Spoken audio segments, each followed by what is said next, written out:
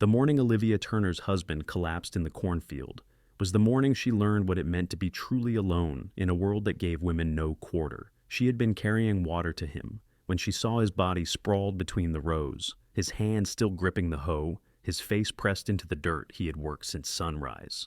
The doctor who rode out from Rayton 3 hours later confirmed what her heart already knew. Thomas Turner was dead at 42, his heart given out from years of pushing himself beyond what any man should endure. The doctor offered his condolences, tipped his hat, and rode away, leaving Olivia standing in the doorway of their small farmhouse with nothing but 60 acres of half-worked land, a mortgage payment due in 3 months, and the absolute certainty that the bank would take everything if she could not bring in a harvest. She was 24 years old. She had been married for 6 years, and in all that time, Thomas had never let her work the fields. He said it was not proper, that neighbors would talk, that a woman's place was in the home. Now the home would be gone if she did not do what was improper. The year was 1878, and Raton, New Mexico Territory, was a place where the railroad had brought opportunity and hardship in equal measure. The town sat in the shadow of the mountains, where the high plains met the foothills, and the land could be generous or cruel depending on the season. Thomas had bought this farm with borrowed money, betting everything on the railroad bringing more people, more business, more hope. He had worked himself to death, trying to prove that bet would pay off. Olivia buried her husband in the small cemetery on the edge of their property, beneath a cottonwood tree he had planted the year they married. The preacher from town spoke words that meant nothing to her. A handful of neighbors attended, their faces full of pity. Mrs. Henderson, whose husband owned the dry goods store, took Olivia's hand afterward and said, "You will come stay with us, dear. You cannot possibly manage alone." The kindness in her voice made it worse somehow, because Olivia knew what it really meant. She would be taken in like a charity case, expected to work for her room and board, grateful for scraps of dignity. She would lose the farm, lose everything Thomas had died trying to build, and become another widow, dependent on the goodwill of others. "Thank you," Olivia said, pulling her hand away, "but I will manage." Mrs. Henderson's expression shifted from pity to concern. "Olivia, be reasonable. You cannot work this land yourself. The harvest needs to come in within 2 months, and you have 60 acres. It is impossible." "Then I will do the impossible." She started the next morning before dawn. The cornfield stretched out before her in the gray light, row upon row of stalks that needed weeding, needed watering, needed constant attention. Beyond the corn were 20 acres of wheat, and beyond that, the vegetable garden that had been her domain, but now seemed impossibly large. Thomas had been planning to hire help for the harvest, but that cost money they did not have. Olivia had exactly $12 to her name, and the mortgage payment was $150. She taught herself to use the hoe, though her hands blistered within the first hour. She learned to ignore the pain, wrapping her palms in strips of cloth and continuing. The sun rose higher, and the heat became oppressive. By midday, she had cleared 3 rows out of hundreds. The mathematics of it were devastating, but she pushed the numbers from her mind and kept working. When darkness fell, she stumbled back to the house, her dress soaked with sweat, her muscles screaming. She ate cold beans standing at the kitchen counter because she lacked the energy to sit, then collapsed into bed without bothering to undress. The second day was worse. Her body rebelled against every movement, her blistered hands making it agony to grip the hoe. She worked through the pain, telling herself that it would get easier, that her body would adapt. By the end of the week, she had cleared perhaps 1/8 of the cornfield. It was not enough. It would never be enough. But she kept going because the alternative was surrender, and she had not survived 24 years, including a childhood that had taught her what it meant to be unwanted, only to give up now. The neighbors watched her with a mixture of admiration and disapproval. Some of the women brought her food, leaving covered dishes on her porch with notes of encouragement. Some of the men offered to buy the farm, their prices insultingly low, their smiles suggesting they were doing her a favor. She refused them all. One man, a rancher named Carl Sutton, who owned land to the north, came by personally. He was in his 50s with a thick beard and eyes that assessed her the way one might assess livestock. "Mrs. Turner," he said, removing his hat, "I heard about your situation. I would like to make you an offer." "I am not selling, Mr. Sutton. Now, you have not heard my terms yet. I will pay off your mortgage and give you an additional $200. That is more than fair for land that will be foreclosed on anyway." The land will not be foreclosed on. I will bring in the harvest. He looked past her at the fields, his expression making clear what he thought of her chances. Mrs. Turner, I mean no disrespect, but you are one woman. This is a two-man operation at minimum. You are working yourself to death for nothing. Then it will be my death and my nothing. Good day, Mr. Sutton. She closed the door in his face, then leaned against it, shaking. He was right. She knew he was right, but knowing it and accepting it were different things. 3 weeks after Thomas died, Olivia was working in the cornfield when she heard a horse approaching. She straightened, pressing a hand to her lower back, and watched as a rider came down the road. He was tall, sitting easy in the saddle, his hat pulled low against the sun. As he drew closer, she could make out more details. He was young, probably close to her own age, with dark hair that curled slightly at his collar and a face that was handsome in a rough, weathered way. He wore the practical clothes of a working cowboy, worn denim, a faded shirt, dusty boots. A lariat hung from his saddle, and she could see the handle of a rifle in a scabbard. He reined in his horse at the edge of the field and dismounted, looping the reins over the fence post. As he walked toward her, she noticed his gait, the slight roll of someone who spent more time on horseback than on foot. He had a scraped jaw, strong features, and eyes that were a surprising shade of blue-green, like the sky right before a storm. "Madam," he said, touching the brim of his hat. "Name is Kieran James. I was passing through and could not help but notice you are working this field alone." "I am managing," Olivia said, hearing the defensiveness in her own voice.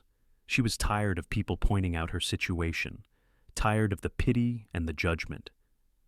"I am sure you are," he said mildly. His voice was deep, with a slight drawl that suggested he was from somewhere further south. "But I was wondering if you might need a hand. I am looking for work, and it seems like you could use some help." Olivia stared at him. In 3 weeks, not a single person had offered to actually work for her. They had offered charity, offered to buy her land, offered their opinions, but no one had offered their labor. "I cannot pay you," she said bluntly. "I have almost nothing until the harvest comes in." "I figured as much," Kieran said. "But you have a barn, and I saw a well. If you can spare meals and a place to sleep, I will work for that until harvest. Then we can talk about wages if you want me to stay on." It was too good to be true, which meant it probably was. "Why would you do that?" He tilted his head, studying her. "Because I have been drifting for a while now, and I am tired of it. Because I know what it is like to lose something important and have people write you off. And because, no offense, madam, but you look like you are about to fall over, and it would be a shame to let this crop go to waste when I have 2 good hands and nothing better to do with them." Olivia wanted to say no. She wanted to maintain her independence, to prove she could do this alone. But pride was a luxury she could not afford, and the truth was, she was failing. In another week, she would be too far behind to catch up, and all her suffering would be for nothing. She looked at this stranger, this cowboy who had appeared as if conjured by desperation, and made a choice that would change everything. "All right," she said, "meals in the barn, but I expect a full day's work, Mr. James. I will not be taken advantage of." "Would not dream of it, madam," he said, and there was something in his eyes, a glint of humor maybe, or respect, that made her think he might actually mean it. "Now, if you will show me where the tools are, I will get started. And, madam, my name is Kieran. No need for formality when we are going to be working together." "Olivia," she said after a moment. "Olivia Turner." "Pleased to meet you, Olivia Turner," he said. And then he smiled, a quick flash of warmth that transformed his face, and she felt something shift in her chest, something she had no time or energy to examine. She showed him where Thomas had kept the tools, watched as he selected a hoe, and tested its weight. His movements were economical, practiced. He had done farm work before, she realized. This was not a man playing at labor. Within minutes, he was in the field, working the rows with a steady rhythm that made her own earlier efforts look clumsy. She stood watching for a moment, then picked up her own hoe and joined him, working the adjacent row. They worked in silence for the first hour. Olivia kept glancing at him, still half expecting him to give up or demand something she could not give. But he just kept working, his pace never flagging. When the sun reached its zenith and the heat became brutal, he finally paused, wiping his face with his sleeve. "You got water?" he asked. She nodded and went to fetch the bucket she had left in the shade. He drank deeply, then poured some over his head, the water darkening his hair and dripping down his neck. She looked away, feeling something confusing and inappropriate. He handed the ladle back to her, and their fingers brushed. His hands were calloused, the hands of a working man. "You have been doing this alone for how long?" he asked. 3 weeks, since my husband died." "I am sorry," he said, and the way he said it, she believed he meant it, not the performative sympathy of the neighbors, but genuine regret for her loss. "Thank you." 3 weeks, he said, looking out at the field. "And you have cleared this much by yourself?" "It is not enough." "It is remarkable," he said. "Most people would have given up." "I do not have that option." He nodded, understanding in his eyes. "Then let me work beside you, and we will make it enough." Something about those words, the simple declaration of partnership, made her throat tight. She nodded, not trusting herself to speak, and they returned to work. By the time the sun set, they had cleared more rows than she had managed in the previous 3 days. Her body ached, but it was a different kind of ache, one tempered by hope. Kieran showed no signs of leaving, so she led him to the barn, where he unsaddled his horse, a sturdy chestnut mare with intelligent eyes. He brushed the animal down with the kind of care that spoke of deep affection, murmuring to her in a low voice. "She is beautiful," Olivia said. "Her name is Copper. I have had her 5 years now. Best horse I ever owned." He patted the mare's neck, then turned to Olivia. "I will bunk up in the loft, if that is all right. I do not need much. There are blankets in the house. I will bring them. I have my own bedroll, but I appreciate the offer." Olivia hesitated. "I should make dinner. You worked a full day. You have earned a meal." "Only if you are making it anyway. I do not want to be a burden." "You are not a burden," she said, and realized she meant it. "Come up to the house in an hour." She made stew from the vegetables in the garden and the last of the salt pork in the larder. It was simple food, but there was plenty of it. When Kieran knocked on the door, his hair was damp, and he had changed his shirt. He had washed at the well, she realized, making himself presentable for her table. It was a small courtesy, but it touched her. They ate at the kitchen table, and for the first time since Thomas died, the house did not feel oppressively empty.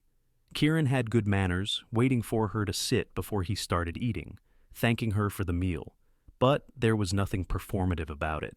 He was just a man who had been taught to be polite, and who still believed in it, despite whatever hardships had put that weathered look in his eyes. "Where are you from?" she asked, breaking the silence. "Texas originally, little town called San Angelo. My father had a ranch there, cattle mostly. I worked it with him and my brothers until—" He paused, something dark crossing his face. "Until I did not anymore." She did not push. She understood about pasts that were painful to discuss. "And you have been drifting since then?" 5 years now. Worked ranches in Texas, trail drives up to Kansas, a stint as a deputy in Colorado that did not work out. I kept moving, I guess, because I did not have a reason to stop. And now? He met her eyes across the table. "Now, I think maybe I have a reason." Her breath caught. She told herself he meant the work, the temporary stability of this arrangement. But there was something in his gaze that suggested he meant something more, and she was not ready to confront what that might be. "Tell me about your husband," Kieran said, shifting the conversation with what seemed like deliberate kindness. "If you do not mind talking about him." "Thomas was a good man," she said slowly. "He worked hard. He wanted to build something lasting here. He just did not have enough time." "How long were you married?" 6 years. I was 18 when we met. He was 16 years older than me, but he was kind, and I did not have many options. My parents died when I was 16. I had been staying with an aunt who made it clear I was not welcome. Thomas offered me a life, and I took it." "Did you love him?" The question was too direct, too intimate, but she found herself answering honestly. "I cared for him. I respected him. He was good to me. I do not know if that is the same thing as love, but it was what we had." Kieran nodded. "Sometimes that is enough." "Was it enough for you? Have you been married?" "No, I came close once. Girl named Sarah back in Texas. But that was before everything fell apart. She married someone else, someone who could give her the life she deserved. I do not blame her for it." "What happened in Texas?" Olivia asked. "Why did you leave?" His jaw tightened. "My father got into debt with the wrong people.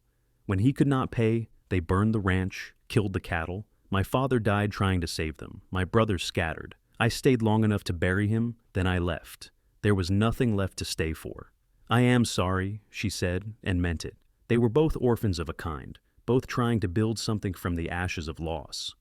It was a long time ago, he said. I am not the same person I was then. They finished the meal in companionable silence. When Kieran stood to leave, he hesitated at the door. Thank you for the meal, Olivia, and for taking a chance on a stranger.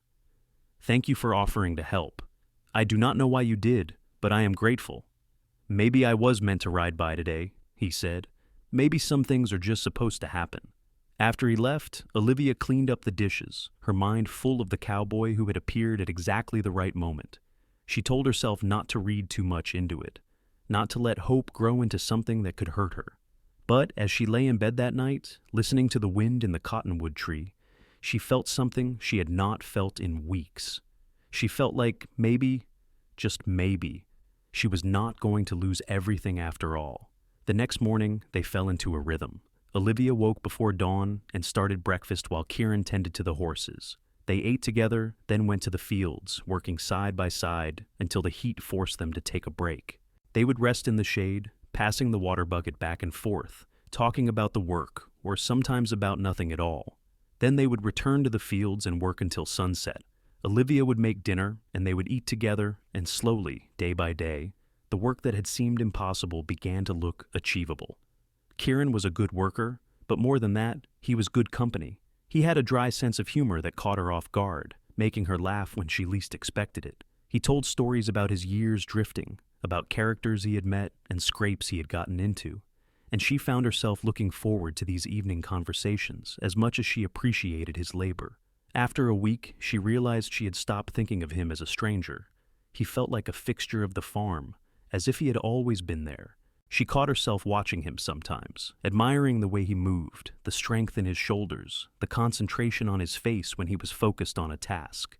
It was not appropriate, she told herself. Thomas had only been dead a month, but her body did not care about propriety. It responded to Kieran's presence in ways that made her feel alive and guilty in equal measure. One afternoon, they were mending fence posts when a storm rolled in from the mountains. The sky turned dark green, and the wind picked up, carrying the smell of rain. We should get to the house, Kieran said, eyeing the sky with concern. This looks like it could be bad. They ran for the house as the first drops fell, fat and heavy. By the time they reached the porch, the sky had opened up, rain coming down in sheets. They stood under the overhang, breathing hard, and Olivia realized they were standing very close together. She could feel the heat coming off his body, could see the water dripping from his hair. He was looking at her with an intensity that made her pulse quicken. We should go inside, she said, but she did not move. Olivia, he said, and there was something in his voice that made her name sound like a prayer. The door burst open, and Mrs. Henderson stood there, holding a covered dish. Olivia, dear, I brought you some... Oh. Her eyes went wide as she took in the scene, Olivia and Kieran standing close, both soaked from the rain. I did not realize you had company. Mrs. Henderson, Olivia said, stepping back from Kieran. This is Kieran James. He has been helping with the farm work. I see, Mrs. Henderson said, her tone making clear exactly what she thought she was seeing. How very fortunate for you. It is completely proper, Olivia said, hating how defensive she sounded. He sleeps in the barn. He is just a hired hand. Of course, Mrs. Henderson said, though her expression suggested she believed nothing of the sort. Well, I will leave this pie for you. I hope you both enjoy it. She set the dish down and hurried back to her wagon, clearly eager to spread this news around town. After she left, Olivia closed the door and leaned against it, mortified. That was not what it looked like. I know, Kieran said, but she will tell people it was. I do not care what people think. Are you sure? Because small towns have long memories, and you have to live here after I am gone. The words hit her harder than they should have. After I am gone. Of course he would leave eventually. This was temporary, just a cowboy passing through, helping out until the harvest was done. She had known that from the start, so why did the reminder feel like a knife between her ribs? I will handle the gossip, she said. I have dealt with worse. Kieran looked like he wanted to say something else, but he just nodded. The storm raged outside, and they stood in the dim interior of the house, the air between them charged with things neither would say. The gossip spread quickly, as Olivia had known it would. Within days, neighbors who had been bringing food stopped coming. Women who had offered condolences now crossed the street when they saw her in town. The preacher stopped by to express his concern about her living situation, suggesting it was inappropriate for an unmarried woman to have a man staying on her property, even if he was sleeping in the barn. Olivia thanked him for his concern and closed the door in his face. Kieran noticed the change, but said nothing. He just kept working, his presence a steady constant in her life. 2 months after Thomas died, the corn was almost ready to harvest. The wheat was golden and full. Against all odds, they had done it. The work that should have been impossible for one woman had been achieved through sheer determination and the help of a cowboy who had appeared at exactly the right moment. One evening, as they sat on the porch watching the sun set, Kieran said, "The harvest will be ready in a week. Once it is in and sold, you will be able to pay off the mortgage." "Yes," Olivia said, "thanks to you. You would have found a way. You are the most stubborn woman I have ever met." She smiled. "I am not sure that is a compliment. It is the highest compliment I can give. Stubbornness is what keeps people alive out here." They sat in silence for a while, the air cooling as night approached. Finally, Olivia said, "What will you do after the harvest? Will you move on?" Kieran did not answer right away. When he did, his voice was careful. "That depends." "On what?" "On whether you want me to stay." Her heart was hammering so hard she was sure he could hear it. "Why would you stay?" He turned to look at her, his eyes serious. "Because in the 2 months I have been here, I have felt more at home than I have in 5 years. Because I wake up every morning excited to work beside you. Because when I think about leaving, it feels like tearing off my own arm." He paused, then said quietly, "Because I am falling in love with you, Olivia, and I think maybe you feel something for me too." She could not breathe.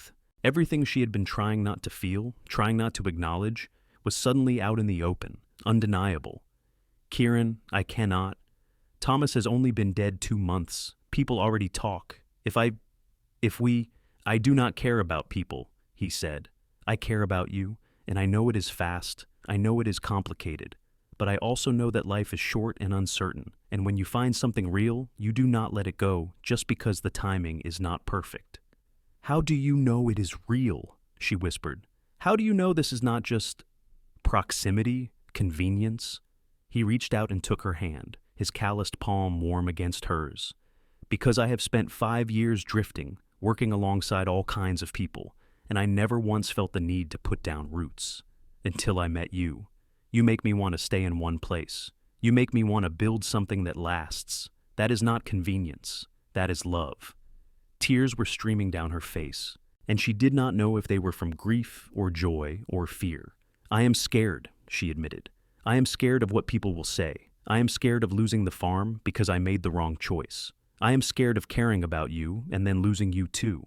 "I cannot promise you that nothing bad will happen," Kieran said. "But I can promise you that I will be here, working beside you, for as long as you will have me. I can promise you that you will never be alone again, not if I have anything to say about it." She looked at him. This man who had ridden into her life at her lowest moment, who had worked without pay, who had asked for nothing but the chance to be near her. She thought about Thomas, about the marriage that had been built on necessity rather than passion. She thought about the life she had been living, going through the motions, surviving, but not truly alive. And she thought about how she felt when she was with Kieran, like every nerve in her body was awake, like the world was in color instead of gray.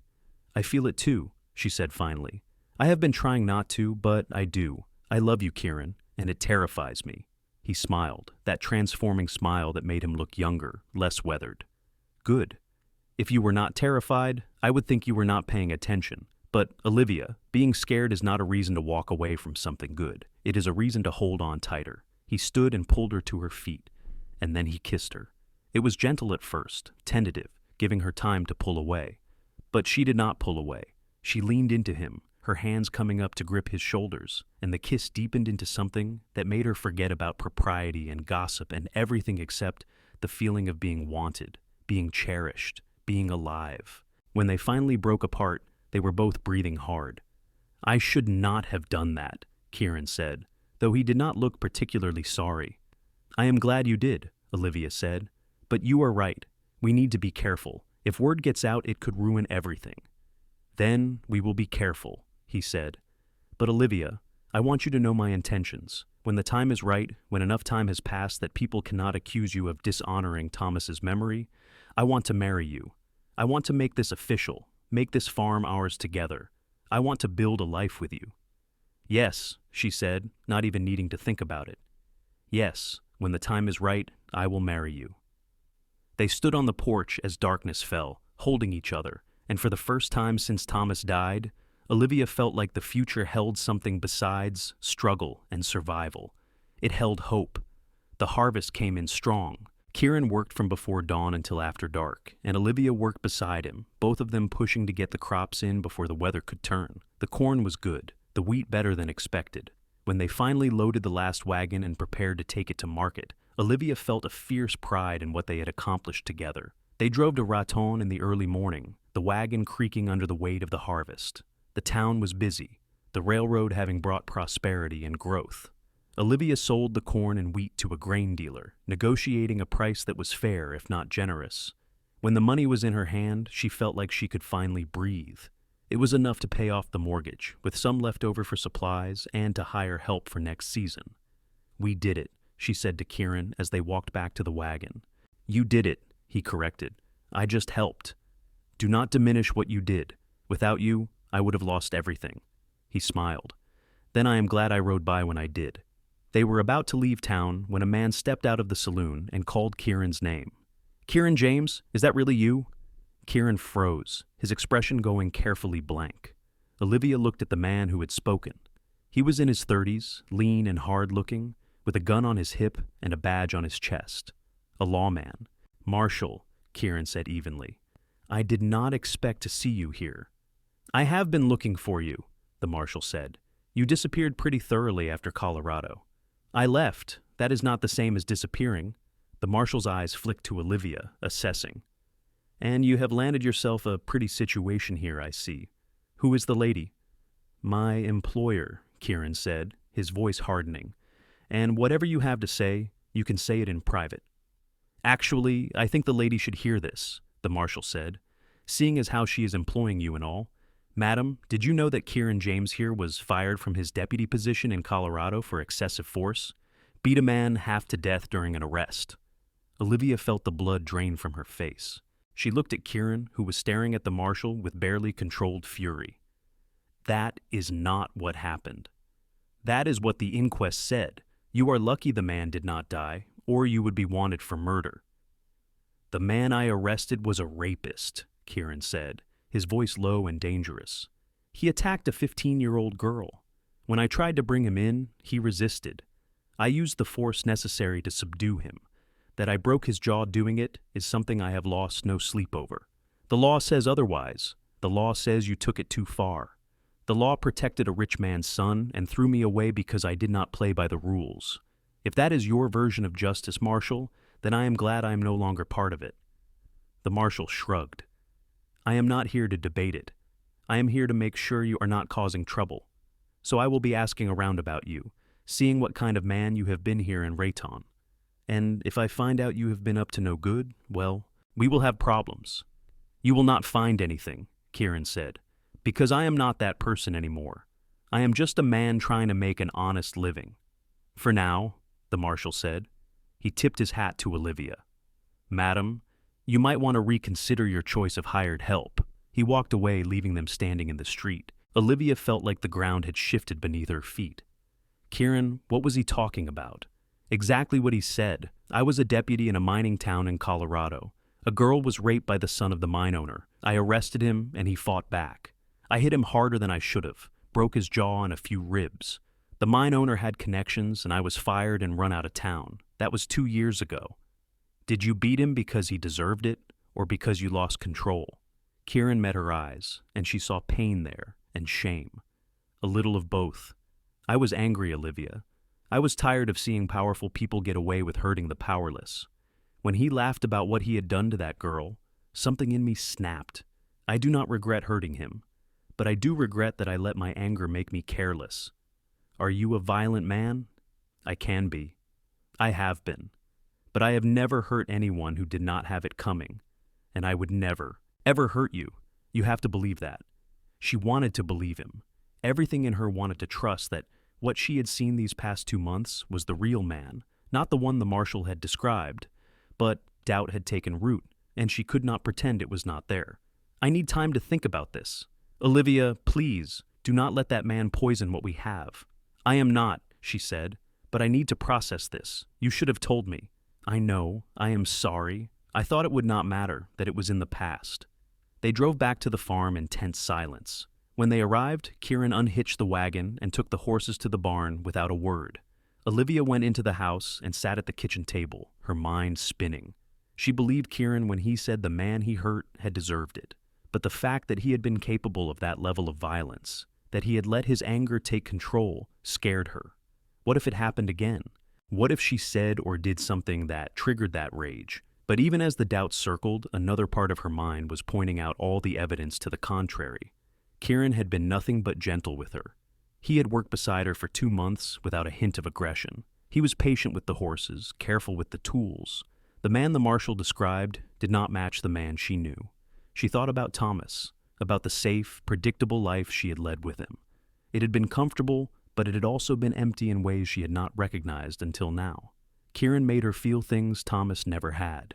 He challenged her, inspired her, made her believe in possibilities. Was she really going to throw that away because of something that happened 2 years ago? Something that had context and explanation? As the sun set, she went out to the barn. Kieran was sitting on a hay bale, his head in his hands. He looked up when she entered, and the vulnerability in his expression broke her heart. I am not leaving, she said, unless you want me to go. I do not want you to go, but I understand if you cannot trust me now. She sat down beside him, close enough that their shoulders touched. I do trust you, or at least I trust who you are now. Who you were 2 years ago, I cannot speak to. But the man I have gotten to know these past 2 months would not hurt me. I believe that. I would not, he said fiercely. I would die before I hurt you, Olivia. I know. But Kieran, if we are going to build a life together, you cannot keep things from me. No more secrets. If something from your past comes back, I need to know about it before someone else tells me. You are right. I am sorry. I should have told you from the start. Is there anything else I should know?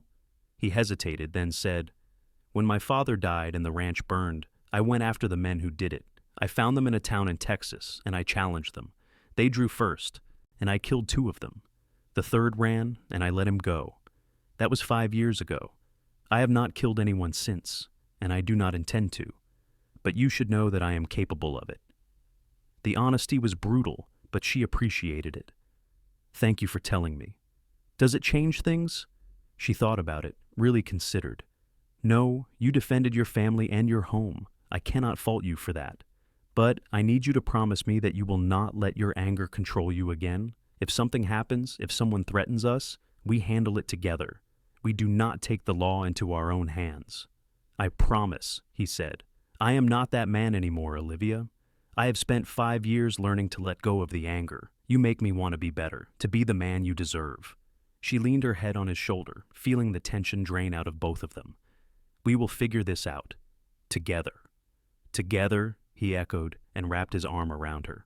The marshal's presence in town made things more difficult. He asked questions about Kieran, and while most people had nothing bad to say, the fact that he was asking started new rumors. People began to whisper that Olivia had taken up with a dangerous man, that she was disrespecting Thomas's memory, that she was headed for disaster. The preacher stopped by again, this time with a delegation of concerned citizens, to suggest that Kieran leave town for the sake of Olivia's reputation. Olivia met them at the door and did not invite them in. My reputation is my own concern, she said. Kieran has done nothing wrong. He helped me save my farm when none of you would. If you have a problem with that, it is your problem, not mine. Mrs. Turner, we are only thinking of your welfare, the preacher said. My welfare is just fine. Now, if you will excuse me, I have work to do. She closed the door and leaned against it, shaking with anger. Kieran came up behind her, his presence steadying. You do not have to fight them for me. I am not fighting them for you. I am fighting them because they are hypocrites who care more about appearances than about what is right. He turned her around, cupping her face in his hands. You are extraordinary. Do you know that? I am stubborn. You said so yourself. That too. He kissed her, and she melted into it, letting the warmth of his affection chase away the anger and frustration. The next few months were a delicate balance. They continued to work the farm together, preparing for winter, making repairs, planning for the next planting season. Publicly, Kieran was still the hired hand, sleeping in the barn, maintaining proper distance. Privately, they were courting, spending their evenings together, learning each other in the ways that mattered. He told her about his childhood in Texas, about his brothers whom he had not seen in years, about the dreams he had given up on after his father died. She told him about growing up orphaned and unwanted, about marrying Thomas more out of necessity than love, about the fear that had driven her every day since he died. They were careful, but not careful enough. One night in early December, Mrs. Henderson and her husband drove out to the farm unannounced. They knocked on the door, and when Olivia answered, they pushed past her into the house. Kieran was sitting at the kitchen table, playing cards with Olivia, and the scene was too domestic, too intimate, to be explained away as employer and employee. I knew it, Mrs. Henderson said triumphantly. I knew you two were carrying on. We are not carrying on anything improper, Olivia said coldly. We are playing cards. In the evening, alone in your house, with him looking at you like that, do not insult my intelligence, Olivia. What I do in my own home is my business, not when it affects the moral character of this community. You are a widow. You should be in mourning, not entertaining men. Thomas has been dead for 6 months. I have mourned him. I have honored his memory by saving the farm he died for. What more do you want from me? Decency? Mrs. Henderson snapped. Respectability, not this shameful display. Kieran stood, his expression carefully controlled. Madam, I have the utmost respect for Olivia and her late husband. I have done nothing to compromise her honor. If my presence here is causing trouble, I will leave. No, Olivia said fiercely. You will not leave. These people do not get to dictate how I live my life. Olivia, you are ruining yourself, Mrs. Henderson said, and there was genuine distress in her voice now. No decent man will have you if you continue down this path. You will be an outcast. Then I will be an outcast, Olivia said. I would rather be alone with my integrity than accepted by people who care more about appearances than the truth. Mr. Henderson, who had been silent until now, spoke up. There is talk of asking the preacher to refuse you communion, Olivia. It has not happened yet, but if you continue this way, it will. The threat was clear. They were trying to force her into compliance through social and spiritual pressure. Olivia felt rage building in her chest, but she kept her voice level. Then I will find a church that is more interested in compassion than judgment. Now, please leave my home. You are making a mistake, Mrs. Henderson said. That is my right. After they left, Olivia sat down heavily at the table. Kieran knelt beside her, taking her hands. I am so sorry. I never wanted to cause you this kind of trouble. It is not your fault. They are small-minded people who cannot stand to see someone living outside their narrow rules. But they have power in this town. They can make your life very difficult.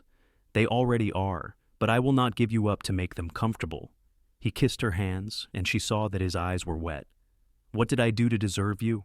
You showed up when I needed you most. You worked beside me when no one else would. You gave me hope. That is more than most people get in a lifetime. The pressure from the community continued to build. The general store owner started refusing to extend Olivia credit, claiming she was a bad risk. The preacher did indeed deny her communion, standing in front of the entire congregation and explaining that she was living in a state of sin.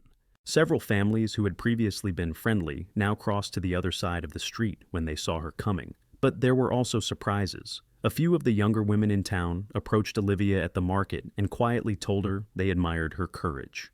An elderly rancher who had known Thomas stopped Kieran one day and told him he was glad Olivia had found someone decent. Even Carl Sutton, the man who had tried to buy her farm, grudgingly admitted that she had proven him wrong about a woman being able to manage the land. As winter set in, the farm became a kind of refuge from the judgment of the town. Snow covered the fields, and the work slowed to maintenance and repair. Kieran moved into the house, and they stopped pretending for the benefit of neighbors who no longer visited anyway. They spent long evenings by the fire, talking and planning and simply being together. Kieran taught Olivia to play chess, and she taught him to cook more than just basic trail food. They read together from the books Thomas had collected, discussed the news from the papers that came on the train, dreamed about what the farm could become. One night in February, as they lay in bed together, Kieran said, "Marry me." Olivia turned to look at him. "What? Marry me. I know it has only been 7 months since Thomas died. I know people will talk even more than they already are. But I do not want to wait anymore. I want you to be my wife, officially and legally. I want to make this farm ours together. I want to start building our future now, not someday when enough time has passed to satisfy people who do not care about us anyway." "Are you sure? The gossip will be terrible." "Let it be terrible. I would rather be gossiped about with you than respected without you." She thought about all the reasons to say no, all the practical concerns about reputation and propriety. Then she thought about how she felt when she was with him, how he made her laugh, how he supported her, how he looked at her like she was the most important person in the world. She thought about the fact that life was short and uncertain, and wasting time worrying about what other people thought was the greatest foolishness of all. "Yes," she said. "Yes, I will marry you." He kissed her, and it was different from all the other kisses they had shared. It was a promise, a commitment, the beginning of something that would last the rest of their lives. They were married in March of 1879, in a small ceremony at the farm, with only a justice of the peace and 2 witnesses they had paid to attend. Olivia wore a simple blue dress, and Kieran wore his best shirt. There was no reception, no guests throwing rice, no community celebration. Just 2 people making vows to each other, promising to love and honor and work beside each other for the rest of their days. The town's reaction was predictable. The preacher gave a sermon about the wages of sin. Mrs. Henderson declared she had known all along that Olivia was no better than she should be. But there were also people who quietly congratulated them, who were glad to see 2 people who had been alone find each other. That spring, they planted together, Kieran and Olivia working side by side, as they had from the beginning. But now there was no pretense, no hired hand sleeping in the barn. They were partners in every sense of the word. When the crops came in strong that fall, they reinvested the profits into the farm, buying more seed, better equipment, a few head of cattle. The farm that Thomas had started and nearly died to keep became something bigger and better, a true success. In December of 1879, Olivia discovered she was pregnant. She told Kieran one evening as they sat by the fire, and the joy on his face made her cry. He put his hand on her still flat belly and said, "We are going to have a family, a real family." "Are you ready for this?" she asked. "I have been ready since the day I met you. I am going to be the best father I know how to be, and you are going to be an amazing mother." Their son was born in August of 1880, during a summer thunderstorm that rattled the windows and made the horses nervous. The midwife from town came out, grudgingly because Olivia had paid her well, and helped deliver a healthy baby boy with a strong set of lungs and his father's dark hair. They named him Thomas Kieran, honoring both the man who had given Olivia her first chance and the man who had given her a second one. Kieran was besotted with the baby from the moment he held him. He would spend hours just watching Thomas sleep, marveling at the tiny fingers and toes. He learned to change diapers, to warm bottles, to soothe the baby when he cried. Olivia watched her husband become a father and fell even more deeply in love with him. Life was not perfect. The farm required constant work, and money was always tight. There were droughts and floods, years when the crops did not come in as expected, seasons when they had to tighten their belts and hope they could make it through. The town gossip never fully went away, though it faded into the background over time. People got used to Kieran and Olivia James, the couple who had scandalized everyone, and then just quietly went about building a good life. In 1882, Olivia gave birth to a daughter they named Clara. She had Olivia's blonde hair and Kieran's green eyes, and she was stubborn from the day she was born, refusing to sleep when she was supposed to, and making her opinions known loudly and frequently. Kieran said she took after her mother, and Olivia could not argue with that. 2 more children followed, another boy named Daniel in 1884, and a girl named Elizabeth in 1887. The house, which had once felt too empty, was now full of noise and laughter and the chaos of a growing family. Kieran built additions to accommodate them all, and the farm expanded to support them. They hired help during planting and harvest seasons, young men looking for work, families who needed a start. Kieran treated them all fairly, paying them decent wages and making sure they had enough to eat, remembering what it was like to be a drifter with no place to call home. Over the years, the town's attitude toward them softened. New families moved in who did not know the old scandals. The Hendersons moved away, and the preacher who had condemned them retired. Younger, more progressive voices began to dominate the community. By the time Thomas, their eldest, was 10 years old, the James family was seen as respectable, even admirable. Olivia was asked to join the church auxiliary, and Kieran was elected to the town council. They had gone from outcasts to pillars of the community, not by changing who they were, but by simply being themselves until the world caught up. One evening in 1890, 12 years after Kieran had first ridden onto Olivia's farm, they sat on the porch watching the sun set. The children were inside doing homework, their voices carrying through the open windows. The fields were green and full, the cattle were fat, the barn was in good repair. Everything Thomas Turner had dreamed of, everything Olivia had nearly lost, had not only survived, but thrived. "Do you ever think about that day?" Olivia asked. "The day you showed up?" "All the time," Kieran said. "I think about how close I came to just riding past. I was heading to Colorado, planning to see if I could find work in the mines. If I had not stopped to water copper, if I had not seen you in that field, my whole life would be different. Do you ever regret it? Stopping, I mean, tying yourself down to one place, to one woman?" He looked at her like she had said something absurd. "Regret it? Olivia, meeting you was the best thing that ever happened to me. You gave me a home, a family, a purpose. I was drifting, lost, angry at the world. You made me want to be better. How could I ever regret that? I just wonder sometimes if you feel trapped. You were so free before. I was not free. I was running. There is a difference." He took her hand, lacing their fingers together. "You freed me, Olivia. You gave me something to work for, something to build. That is not a trap. That is a gift." She leaned her head on his shoulder, feeling the familiar comfort of his presence. "I love you. I do not think I tell you that enough. You tell me every day, in 100 different ways, but I never get tired of hearing it." He kissed the top of her head. "I love you too, for the rest of my life and whatever comes after." They sat there as the sun dipped below the horizon, painting the sky in shades of orange and pink and purple. Inside, the children were laughing about something, the sound bright and full of life. The farm that Olivia had nearly lost was now a thriving homestead, a place where love had taken root and flourished. The cowboy who had offered to work beside her had become her partner, her lover, her best friend, the father of her children. And the woman who had been forced to work the land alone had found that she was never truly alone again, because she had someone who would always stand beside her, no matter what storms came. In 1895, when Thomas, their eldest, was 15, Kieran's brother unexpectedly showed up at the farm. Robert James had aged hard, his face lined and his eyes weary, but he was still recognizably the younger brother Kieran had not seen in 17 years. The reunion was emotional, both men struggling to find words for all the years that had passed. Robert had been drifting like Kieran, working ranches and mines, never quite finding a place to settle.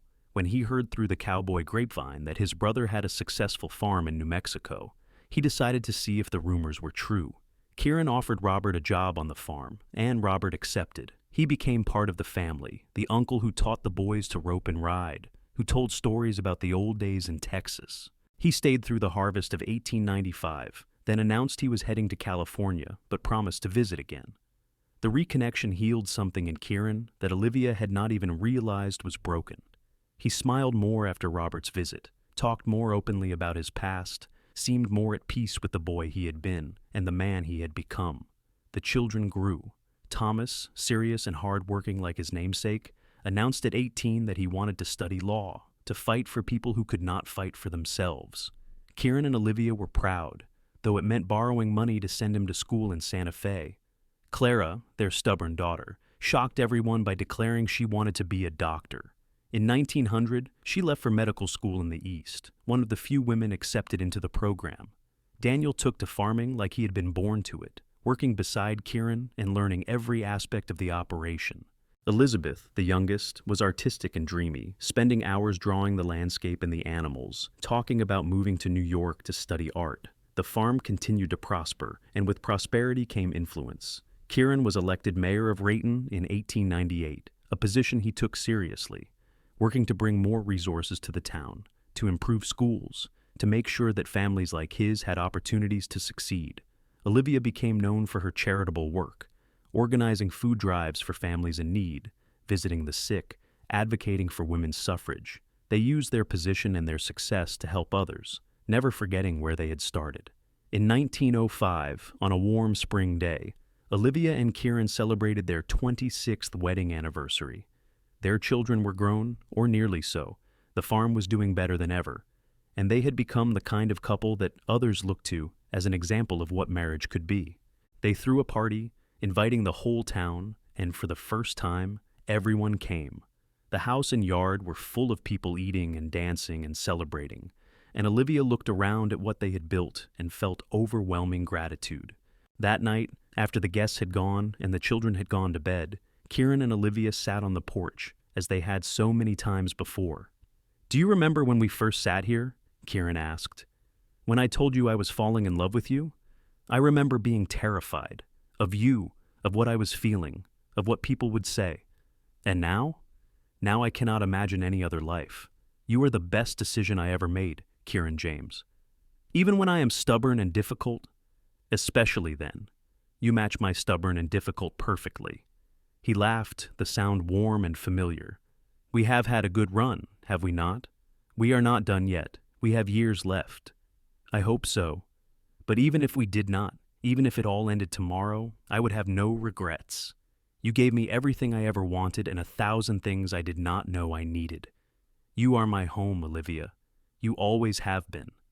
She kissed him, and it was like the first time and the 1,000th time all at once. Familiar and exciting, comfortable and passionate. They had built something real and lasting, something that would outlive them in their children and grandchildren, in the farm that would pass down through generations, in the stories that would be told about the widow who refused to give up and the cowboy who offered to work beside her. Years passed, and the world changed around them. The Wild West that they had known was becoming civilized, towns growing into cities, railroads connecting everything, the frontier slowly disappearing. But on their farm in Raton, New Mexico, some things remained constant. The land still needed to be worked, the seasons still turned, and Kieran and Olivia still faced each day side by side, partners in every sense of the word. In 1912, when Olivia was 58 and Kieran was 59, they became grandparents for the first time. Thomas, now a successful lawyer in Santa Fe, and his wife had a daughter. They named her Olivia, and when Kieran held his tiny granddaughter for the first time, he cried tears of joy. "We are going to spoil this little one rotten," he declared, and Olivia could not argue. They had worked hard their whole lives. They had earned the right to enjoy their legacy.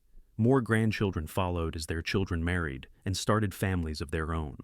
Clara, the doctor, returned to New Mexico and opened a practice in Raton, serving the community that had once judged her mother so harshly. Daniel took over the day-to-day running of the farm, proving himself more than capable, while Kieran transitioned into an advisory role, offering wisdom, but no longer doing the heavy labor. Elizabeth did indeed move to New York to study art, and her paintings began to gain recognition, landscapes of the New Mexico territory that captured something essential about the land they had all loved. In 1920, on a cool autumn evening, Kieran and Olivia sat on their porch for what would be one of the last times. Kieran's health had been declining, his heart weakening, and they both knew his time was limited. But there was no bitterness, no sense of being cheated. They had been together for 42 years, had built a life that exceeded anything either of them had dared to dream when they first met. "I have been thinking," Kieran said, his voice softer than it used to be, but still warm, "about that first day, about how desperate I was to find something, anything, to give my life meaning. And then I saw you in that field, working so hard, so determined, and I just knew that if I could work beside you, I would be all right." "You saved me," Olivia said. "I was going to lose everything. You saved the farm, and you saved me." "We saved each other," Kieran corrected. "You gave me a reason to stop running. I gave you a partner. We built this life together, Olivia. Every good thing we have is because we chose each other and kept choosing each other, even when it was hard. I would choose you again, in every lifetime, she said, her voice thick with emotion.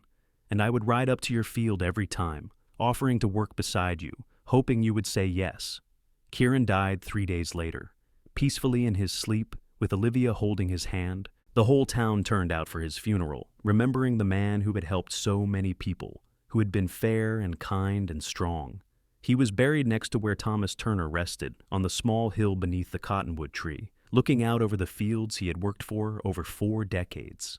Olivia lived another 8 years after Kieran passed. She stayed on the farm, refusing to move into town, despite her children's concerns.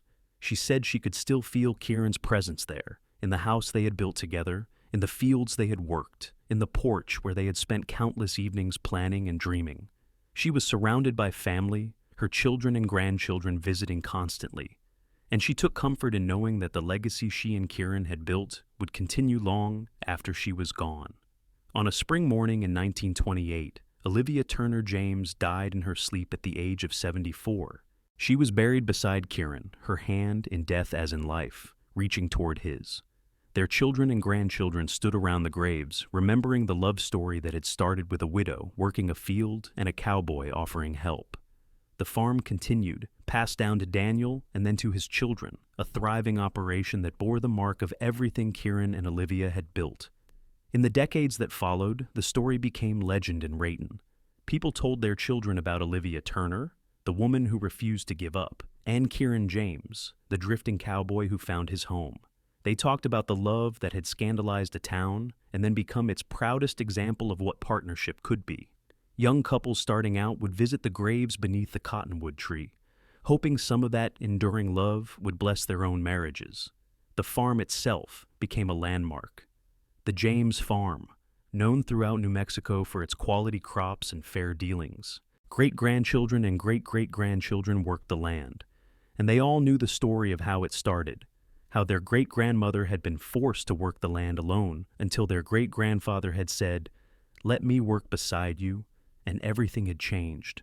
The legacy was not just in the land or the family line, it was in the values that Kieran and Olivia had lived by and passed down: hard work, integrity, loyalty. The belief that when you found something worth fighting for, you did not let it go. It was in the idea that sometimes the most important thing you could do for someone was simply stand beside them, offering your strength when theirs was failing. It was in the understanding that love was not just a feeling, but a choice, made every day to work beside someone, to build something together, to face whatever came as partners. The house that Olivia had once thought she would lose stood for over a century, carefully maintained by generations who understood its significance. The fields continued to produce, the cottonwood tree grew tall and strong, and the story of the widow and the cowboy was told and retold, a reminder that sometimes, when everything seems lost, salvation can come in the form of a stranger who offers help at exactly the right moment. And though Olivia and Kieran were long gone, their love remained, woven into the very fabric of the land they had worked, the family they had created, the community they had served. They had started with nothing but determination and faith in each other, and they had built something that lasted, something that mattered, something that proved that love, real love, was stronger than hardship, stronger than judgment, stronger than anything the world could throw at it. The story of Olivia Turner and Kieran James became more than just a local legend. It became a testament to the power of showing up for someone when they need you most, of offering partnership instead of pity, of choosing love even when it is inconvenient or scandalous or difficult. It was a reminder that the best things in life often come when we are at our lowest, when we are most vulnerable, when we most need someone to say, "Let me work beside you." And in the end, that was what it had all been about. Not just romance, though there had been plenty of that. Not just survival, though they had fought for that too. It was about two people who had been alone finding each other and discovering that together they could face anything. It was about building something that lasted, something that mattered, something that would echo through generations long after they were gone. The farm, the family, the love, the legacy. All of it started with a widow in a field and a cowboy who stopped to help. All of it grew because they chose each other, every day, through good times and bad, through scandal and success, through joy and grief. They worked beside each other, lived beside each other, loved beside each other, and when death came, they rested beside each other, their story complete, their love eternal. And so, the tale concluded, not with heartbreak or tragedy, but with the knowledge that true love, the kind that weathers every storm and grows stronger with each passing year, does exist. It exists in the choice to show up, to work hard, to stand beside your partner no matter what. It exists in the fields of Raton, New Mexico, in the family that still works them, in the graves beneath the cottonwood tree where two people who changed each other's lives rest together for eternity. It exists in the memory of a love story that began with the simplest of offers and became something extraordinary, something that would never be forgotten.